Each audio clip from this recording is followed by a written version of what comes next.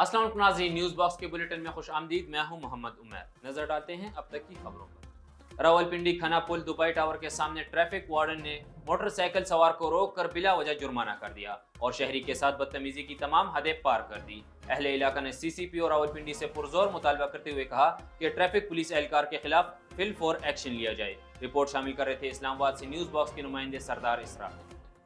हटिया अस्पताल की इमारतें खस्ता हालत में पड़ी हैं, लेकिन कोई पूछने वाला नहीं। बाकी जो छोटा सा अस्पताल है इसमें भी सहूलियात ना काफ़ी हैं। सुबह 8 से 2 तक अस्पताल खुला रहता है, जबकि 2 बजे बंद कर दिया जाता है। अवाम, हुकूमत और पंजाब और वज़ीर सेहत डॉक्टर जमाल नासिर से मुतालबा करते हुए कहा, जल्द अज जल्द इमारतों की मुरम्मत की जाए और अमला बढ़ाया जाए और मुकम्मल अदवियात दी जाएँ। रिपोर्ट शामिल कर रहे थे न्यूज़ बॉक्स के नुमाइंदे मोहम्मद कामरान। ठरी मीरवां से बुजदारवाड़ा थाने की हदूद में शाह अब्दुल लतीफ यूनिवर्सिटी की तालिब इल्म बच्ची को इंसाफ ना मिल सका। बुजदारवाड़ा पुलिस मुलजिमों से मिली हुई है और मेरा मुकदमा दर्ज करने को तैयार नहीं। तालिब इल्म बच्ची की मीडिया से गुफ्तगू। बच्ची ने SSP खैरपुर और DIG सकर से इंसाफ का मुतालबा भी किया।